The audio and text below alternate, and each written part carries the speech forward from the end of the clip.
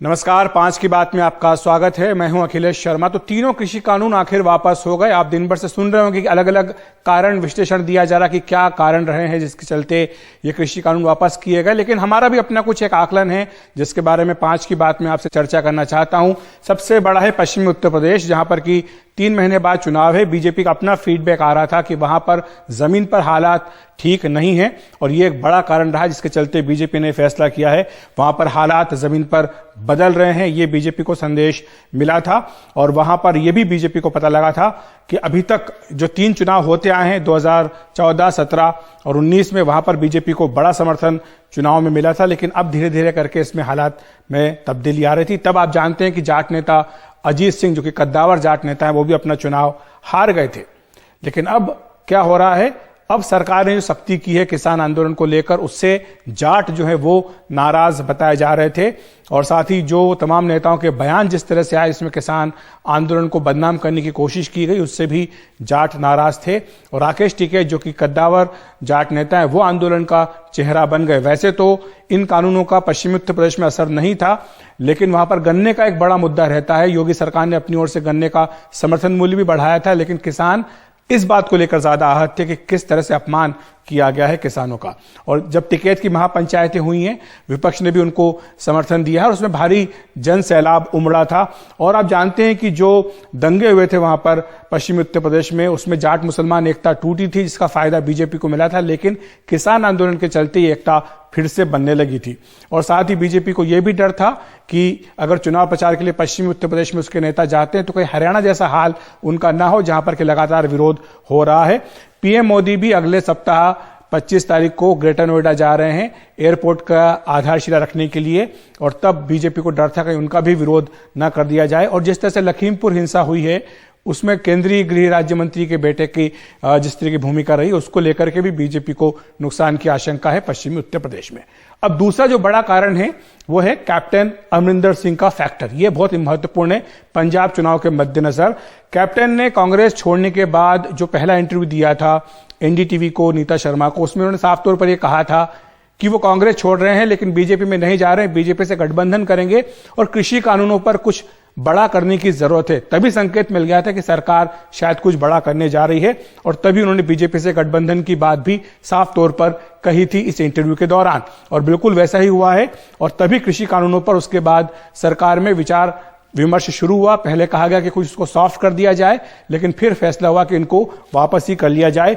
आप जानते हैं कि पंजाब में बीजेपी के पास ना तो खोने के लिए कुछ है, ना कुछ पाने के लिए है। इसलिए बीजेपी को लगता है कि कैप्टन अगर आगे आते हैं तो उनके पीछे पीछे बीजेपी भी कुछ हद तक जो है वो फायदा उठा सकती है। और पार्टी को लगता है कृषि कानून की वापसी का श्रेय अगर कैप्टन को दिया जाए तो उससे कुछ कैप्टन की नई पार्टी को फायदा मिल सकता है। ये बीजेपी का अपना आकलन है। और वैसे भी अकाली दल, जो कि बीजेपी की सबसे पुरानी सहयोगी रही है, वो इन्हीं कानूनों के मुद्दे पर गठबंधन छोड़ करके गई थी। अभी नहीं तो चुनाव के बाद उसे वापस आने में दिक्कत नहीं होगी, ये भी बीजेपी का आकलन है। और साथ ही सिखों के लिए प्रधानमंत्री लगातार बयान करते रहे हैं। जो सिख गुरु हैं उनके प्रकाश पर्व के लिए पीएम ने काफी काम किया है। मोदी सरकार की ओर से कई घोषणाएं की गई है, बहुत अच्छे से आयोजन किया गया है। और ये भी एक कारण है कि सिखों को एक संदेश देने की कोशिश की गई है पंजाब में। और साथ ही बीजेपी नेता ये भी कहते हैं कि पीएम ने जमीन पर भी काफी काम किया है पंजाब में और सिख समुदाय के साथ उनके काफी अच्छे संबंध हैं और इसीलिए गुरु नानक देव के प्रकाश पर्व पर ही वापसी का फैसला किया गया है। बात करते हैं तीसरे फैक्टर की, हरियाणा का फैक्टर, जहां पर कि लगातार उग्र प्रदर्शन देखने को मिल रहा है। पिछले 1 साल में वहां पर एक तरह से युद्ध का मैदान हरियाणा को बना दिया गया है, जहां पर कि पुलिस और किसानों के बीच में, बीजेपी नेताओं के बीच में लगातार टकराव हो रहा है। राज्य भर में बीजेपी नेताओं की शामत है, कहीं उनके कपड़े फाड़े जा रहे हैं, कहीं उनको सभाएं करने से रोका जा रहा है और इसलिए राजनीतिक कार्यक्रम करना बीजेपी के लिए मुश्किल होता जा रहा है हरियाणा में। यह भी एक बड़ा कारण है। दुष्यंत चौटाला, जो कि ताकतवर जाट नेता हैं, जो कि सरकार में शामिल है, उप मुख्यमंत्री हैं, उनका भी लगातार दबाव था कि आपको कृषि कानूनों पर कुछ फैसला करना पड़ेगा ताकि जो जाट नाराज है उनको साथ लिया जा सके। ये चौटाला का भी दबाव था। और सड़कें जिस तरह से बंद हैं दिल्ली बॉर्डर पर, उससे भी न सिर्फ दिल्ली के बल्कि हरियाणा के लोग भी परेशान, उनके रोजगार छिन रहे हैं। ये भी एक बड़ा कारण है जिसके चलते फैसला किया गया है। चौथा कारण जो है प्रधानमंत्री की अपनी छवि को धक्का। बीजेपी लगातार ये कोशिश कर रही है। पहले कहा गया कि किसानों की आमदनी जो है उसको दोगुना किया जाएगा, उसके लिए कई कदम उठाए गए, लेकिन किसान आंदोलन में पीएम पर सीधे हमले हुए हैं। पीएम की किसान विरोधी छवि बनाने की कोशिश पिछले 1 साल में की गई, जो बीजेपी को जाहिर सी बात है कि रास नहीं आ रही है। प्रधानमंत्री के पुतले जलाए गए, उनके खिलाफ नारे लगाए गए और ये बीजेपी को बहुत ही जो है कह सकते हैं कि बुरा लगा है। संघ और बीजेपी के भीतर भी आवाजें उठी। संघ के जो पुराने महासचिव हैं भैया जोशी, उन्होंने सार्वजनिक रूप से कहा कि किसान आंदोलन को लंबा नहीं चलने देना चाहिए। बीजेपी के वरुण गांधी हो, चौधरी वीरेंद्र सिंह हो, सत्यपाल मलिक, राज्यपाल, ये तमाम नेता किसान आंदोलन के समर्थन में आवाज उठाते रहे और अब इसमें आंदोलन में महंगाई और बेरोजगारी जैसे मुद्दे भी जुड़ने लगे, जो सरकार के लिए दिक्कत खड़ी कर रहे थे। और वैसे भी एक जो कानून वापस आज किए हैं, ये भी पीएम की छवि के लिए धक्का है, क्योंकि इससे पहले भूमि अधिग्रहण कानून भी सरकार वापस कर चुकी है और जिस तरह से सीए को लेकर के अभी तक नियम नहीं बनाए गए, ये भी पीएम मोदी की छवि के लिए धक्का है। और पीएम मोदी की छवि इस तरह से बनाई गई थी कि वो कठोर फैसला करते हैं, धारा 370 का मामला हो या फिर सर्जिकल स्ट्राइक हो, चाहे नोटबंदी हो, लेकिन जिस तरह से आज ये कानून वापस हुआ, ये भी एक तरह से पीएम मोदी की छवि के लिए धक्का माना जा रहा है। एक जो दूसरा कारण है, पांचवा कारण, वो है राष्ट्रीय सुरक्षा का, क्योंकि यह आंदोलन आगे चल के बड़ी समस्या बन सकता था। ये बीजेपी नेताओं का अपना आकलन है, उनका यह मानना है। वो ये कहते हैं कि इसमें देश विरोधी और अलगाववादी ताकतें फायदा उठाने की फिराक में थी। वो ये भी अपने इस बात के समर्थन में कहते हैं कि 26 जनवरी पर लाल किले की जिस तरह की हिंसा हुई, यह इसका एक उदाहरण है कि कैसे अलगाववादी ताकतें इसका फायदा उठाना चाहती थी। कैप्टन अमरिंदर सिंह ने भी कांग्रेस छोड़ने के बाद गृहमंत्री अमित शाह से मुलाकात की थी और राष्ट्रीय सुरक्षा पर किस तरह का असर पड़ सकता है इस आंदोलन के चलते, उसे लेकर एक प्रेजेंटेशन भी गृह मंत्री को दिया था। सबसे आखिर में कारण गतिरोध न टूटना, क्योंकि लगातार बातचीत हो रही थी। 20 बार से ज्यादा बार सरकार और किसानों के बीच में बातचीत हुई, लेकिन कोई समझौता नहीं हो पाया। मामला सुप्रीम कोर्ट में भी पहुंचा। सुप्रीम कोर्ट ने इस मामले को लेकर के समिति भी बनाई, लेकिन इसके बावजूद गतिरोध जो था वो बरकरार रहा और कानून मुलतवी करने का प्रस्ताव भी सरकार ने दिया था 2 साल तक, लेकिन किसानों ने उसे ठुकरा दिया। उसके बाद सरकार के पास कोई चारा नहीं बचा था सिवाय इसके कि इसको वापस किया जाए। हालांकि बीजेपी ये कहती है कि यह गलत है कि चुनाव के डर के कारण कानून वापस लिए गए हैं। उनका यह कहना है कि इस कानून के बनने के बाद से जितने चुनाव हुए उसमें बीजेपी को कामयाबी मिली है। उनका दावा है कि असम में फिर से पार्टी ने सरकार बनाई, पश्चिम बंगाल में उनकी सीटें 3 से बढ़कर 77 हो गई। पुडुचेरी की अगर बात करें तो वहां पर उन्होंने गठबंधन की सरकार बनाई है और साथ ही वो ये भी दावा करते हैं कि उसके बाद से जितने उपचुनाव, निगम चुनाव, जिला परिषद के चुनाव, स्वायत्त परिषद के चुनाव हुए, इन तमाम में बीजेपी को कामयाबी हासिल हुई है। तो बीजेपी कहती है कि चुनाव के डर से कानून वापस लेने की बात सरासर गलत है। तो ये कुल मिलाकर के विश्लेषण है कि क्यों ये 3 कृषि कानून जो कि बीजेपी के लिए सिरदर्द बन गए थे पिछले 1 साल से, इन्हें वापस करने का फैसला किया गया। हमारे साथ 2 खास मेहमान मौजूद हैं। हमारे साथ प्रोफेसर दर्शन पाल मौजूद हैं और साथ ही हमारे गुरचरण दास भी हमारे साथ मौजूद हैं, जो कि मशहूर अर्थशास्त्री हैं। आप दोनों का बहुत बहुत स्वागत है एनडीटीवी इंडिया पर। सबसे पहले प्रोफेसर दर्शन पाल, मैं आपके पास आना चाहूंगा। पीएम ने अपील की है कि अब जब सरकार ने फैसला कर लिया कि किसान वापस जाएं, अपने अपने घरों में जाएं, तो पीएम की इस अपील को किसान क्यों नहीं मान रहे हैं? नहीं, देखिए, आज सुबह अपील की है, लेकिन मैं आपके माध्यम से ये बताना चाहता हूं सभी श्रोताओं को कि हमारे आंदोलन के 4 मुख्य मुद्दे थे, उनमें 3 कानून की वापसी एक था और इसके साथ ही हमारे जो डिमांड चार्टर हमने सरकार को दिया था उसमें हमने उनको साथ दिया था एक एमएसपी का बड़ा मुद्दा। और एमएसपी का आंदोलन पूरा दाम कर्ज मुक्ति के नाम पर उससे पहले चल रहा था, उसी के बीच 3 कानून का मुद्दा आ गया। इसलिए जो कर्ज मुक्ति का मिनिमम सपोर्ट प्राइस का जो इशू है वो हमारे किसानों को, पूरे देश के किसानों को, हर प्रांत में हर किसान का मुद्दा है। 3 कानून वाला मुद्दा तो अभी साउथ में, ईस्ट इंडिया में बहुत जगह लोगों को समझ में नहीं आ रहा। इसलिए वो जो सब लोग किसान के आंदोलन में आए हैं वो तो मेनली मिनिमम सपोर्ट प्राइस के लिए आए हैं। इसलिए हम अपने संयुक्त किसान मोर्चा की बैठकों में पहले भी कहते रहे हैं, हमने गवर्नमेंट के साथ जितनी बैठक हुई उसमें भी एक एक करके बताया कि मिनिमम सपोर्ट प्राइस के लिए क्यों जरूरत है। कर्जा है, खुदकशियां हैं, लोगों की आमदन में कमी हो रही है। इसके लिए एक ही तरीका है कि स्वामीनाथन कमीशन और रमेश कुमार की रिपोर्ट के मुताबिक ये कानून जो एमएसपी का कानून बना के लोगों को गारंटी दी जाए एमएसपी की और प्रोक्योरमेंट की गारंटी की जाए, तभी खुदकशी जो है किसानों की थम पाएगी। ठीक है, मैं आपको बीच में रोकूंगा क्योंकि ये सारे वो बातें जो आप लगातार बोलते आए हैं। हमारे साथ गुरचरण दास जी भी हैं जो कि मशहूर अर्थशास्त्री हैं। आपका बहुत स्वागत है एनडीटीवी इंडिया पर। आपका क्या आकलन है, जिस तरह से ये कानून वापस लिए गए, आपको लगता है कि ये जो सुधार हैं कृषि क्षेत्र में होने चाहिए, उनके लिए ये एक बड़ा धक्का है? मैं समझता हूं कि आज बहुत दुखी दिन है। दुखी दिन है हिंदुस्तान के लिए, दुखी दिन है किसान के लिए, दुखी दिन है पंजाब के किसान के लिए। ये किसान की ये जो रिपील किया है मोदी जी ने, ये जो कानूनों को, इससे किसान की जीत नहीं है, ये किसान की हार है।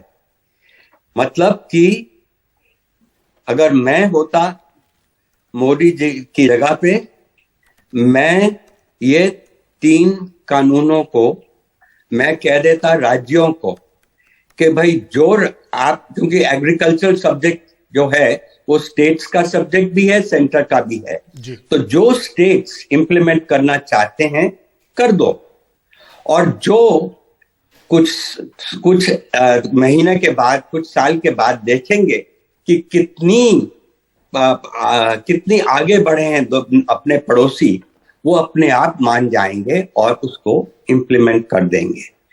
तो इसलिए ये गलती हुई है, ये गलती हुई है और हिंदुस्तान के भविष्य के लिए गलती है, क्योंकि अब और जो रिफॉर्म्स जो जरूरी हैं वो बहुत मुश्किल होंगे।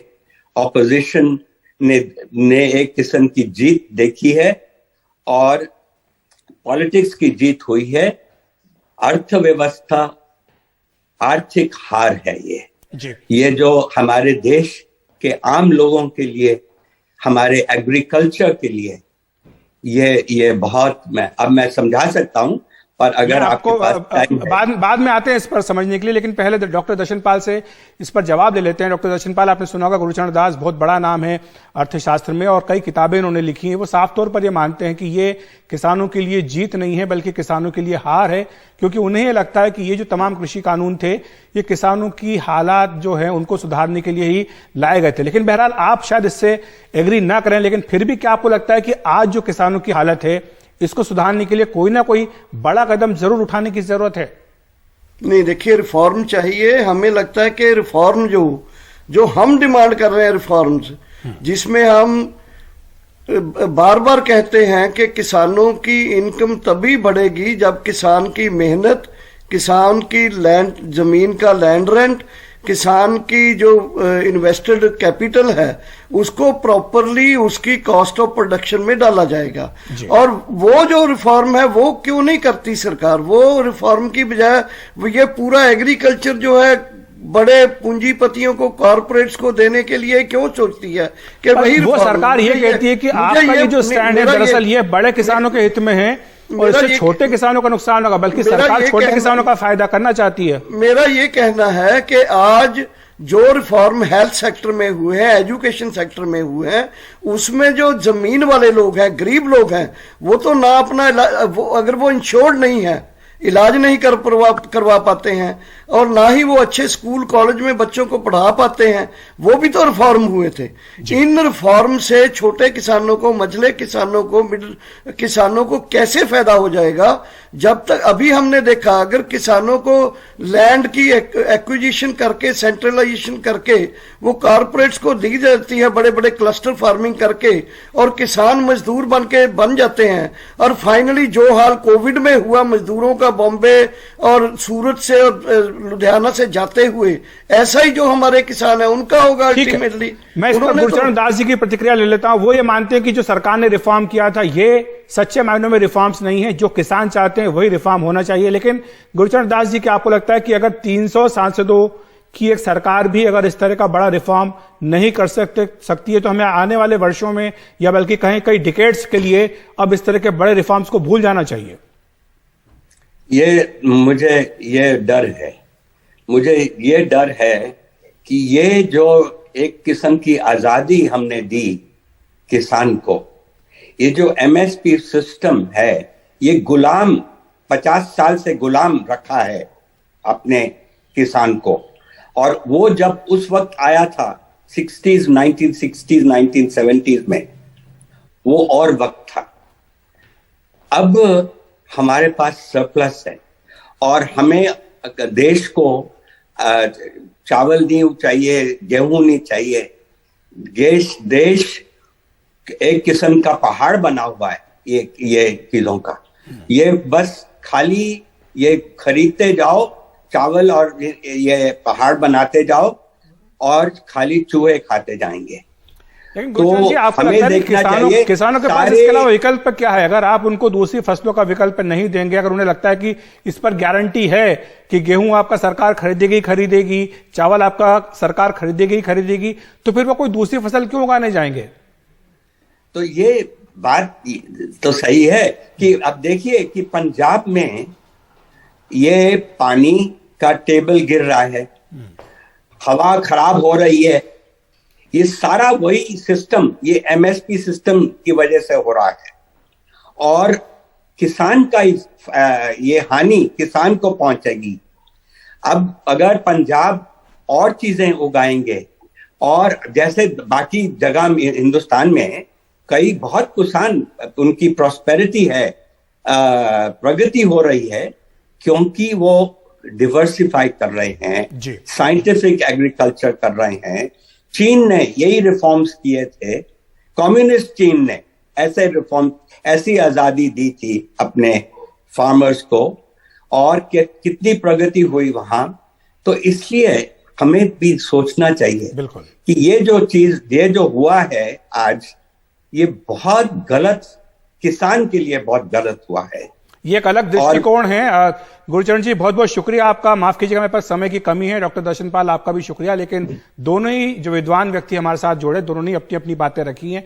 जाहिर सी बात है कि आज ये बहस खत्म नहीं हुई है, बल्कि एक नई बहस की शुरुआत भी हुई है कि किसानों के लिए, अगर आप उनके लिए अच्छा करना चाहते हैं तो क्या केवल यही कदम काफी थे, या इससे आगे जाकर भी आपको सोचना होगा। और जाहिर सी बात है कि इसके लिए एक बड़ी राजनीतिक इच्छा शक्ति तो आवश्यकता है ही, साथ साथ राजनीतिक जो है व्यापक सहमति होना वो भी बहुत ही आवश्यक है। फिलहाल वक्त एक ब्रेक का।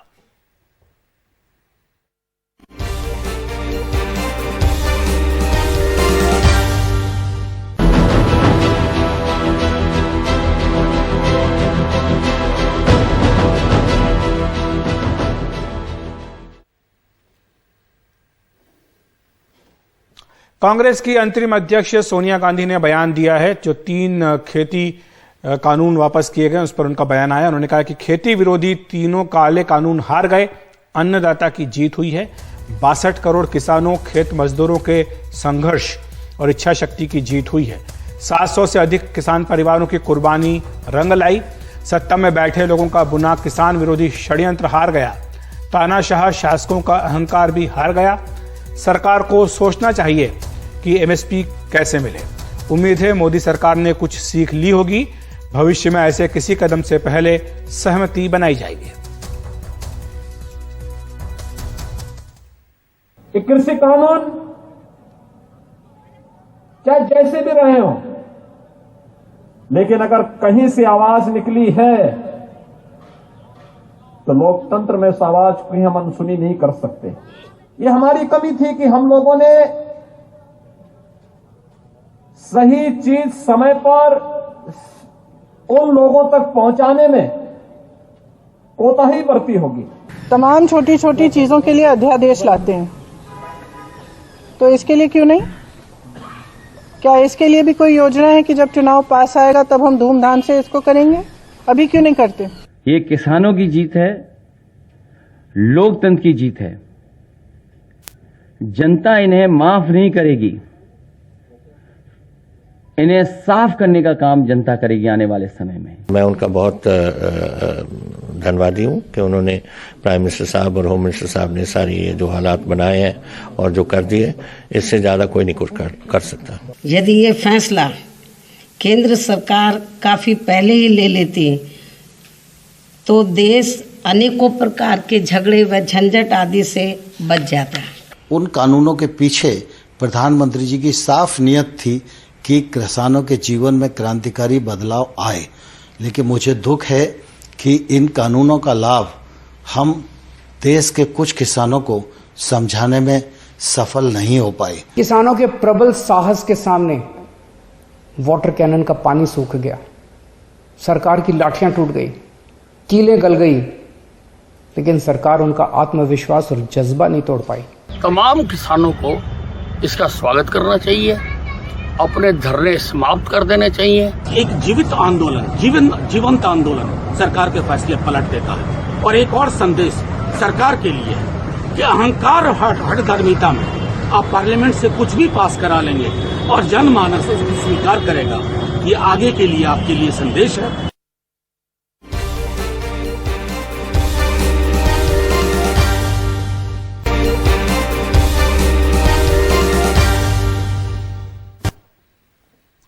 तीनों कृषि कानून वापस लिए जाने की घोषणा के बाद बीजेपी किसान मोर्चा पूरे उत्तर प्रदेश में ट्रैक्टर रैली निकाल रही है। इस ट्रैक्टर रैली से बीजेपी किसानों की नाराजगी दूर करने का प्रयास करेगी। मथुरा के रामलीला मैदान में ट्रैक्टर रैली का शुभारंभ सांसद हेमा मालिनी ने ट्रैक्टर चलाकर किया। अपने संबोधन में उन्होंने कहा कि प्रधानमंत्री ने किसानों की मांग स्वीकार कर जता दिया है कि वे जन भावनाओं के साथ हैं।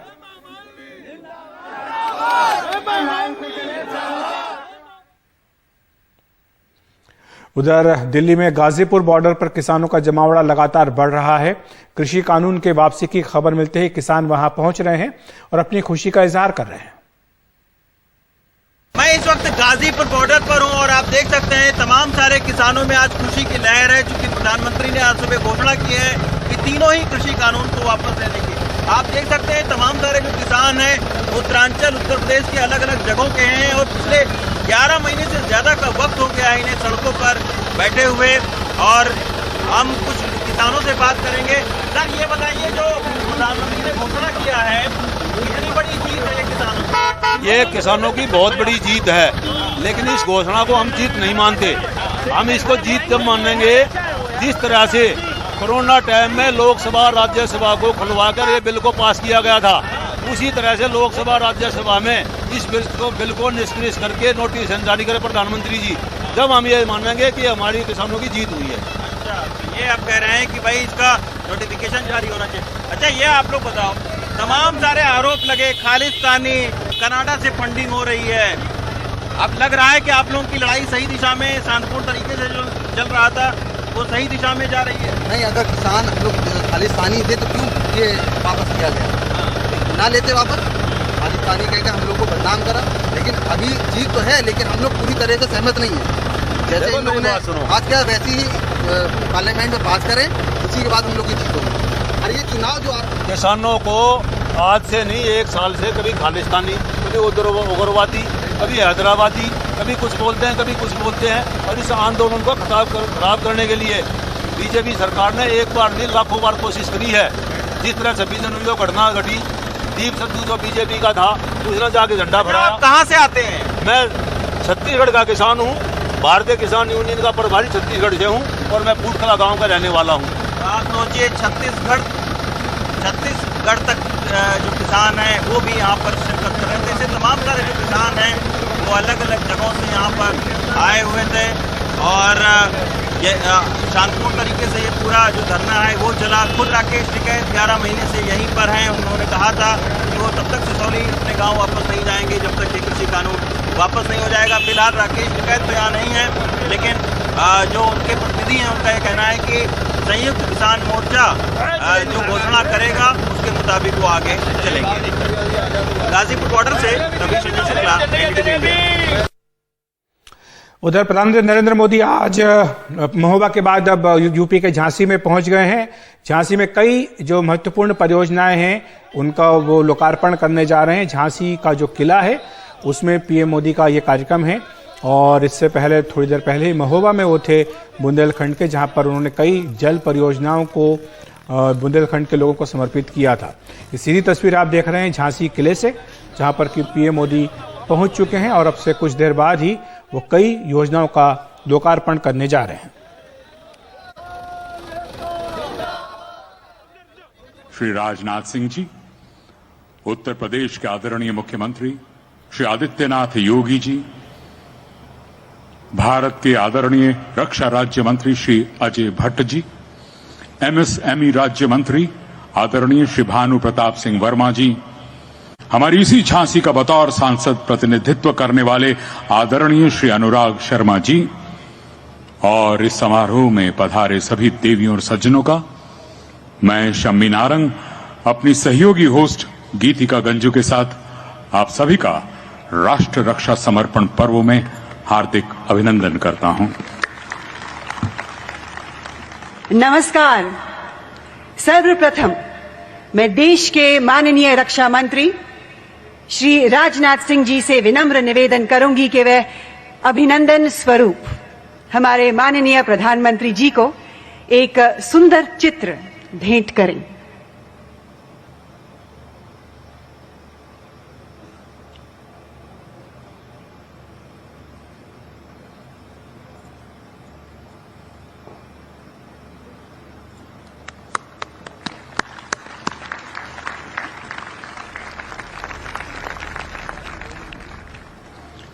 और अब मैं उत्तर प्रदेश के माननीय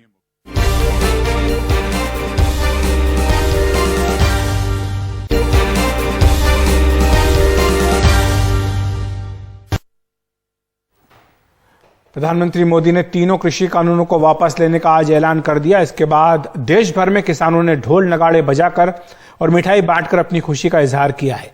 इन कानूनों के खिलाफ किसान पिछले 1 वर्ष से आंदोलन कर रहे थे।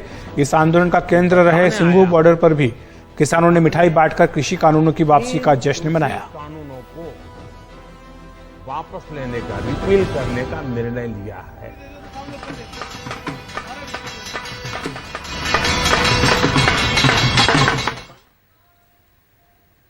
कृषि कानूनों की वापसी की खबर मिलते ही गाजीपुर बॉर्डर पर आए बुलंदशहर के एक किसान ने कविता के जरिए अपनी खुशी जताई। अन्नदाता की मांगों को जो पहले मान गए होते, अन्नदाता की मांगों को जो पहले मान गए होते, 1 साल से झेल रहे, 1 साल से झेल रहे, ऐसे हालात नहीं होते। अन्नदाता की मांगों को जो पहले मान गए होते। आखिर तुमने गलती मानी, आखिर तुमने गलती मानी, गलत किए सब कामों की। आखिर तुमने गलती मानी, गलत किए सब कामों की। अन्नदाता की ताकत को जो पहले जान गए होते, 1 साल से झेल रहे, 1 साल से झेल रहे, ऐसे हालात नहीं होते, ऐसे हालात नहीं होते।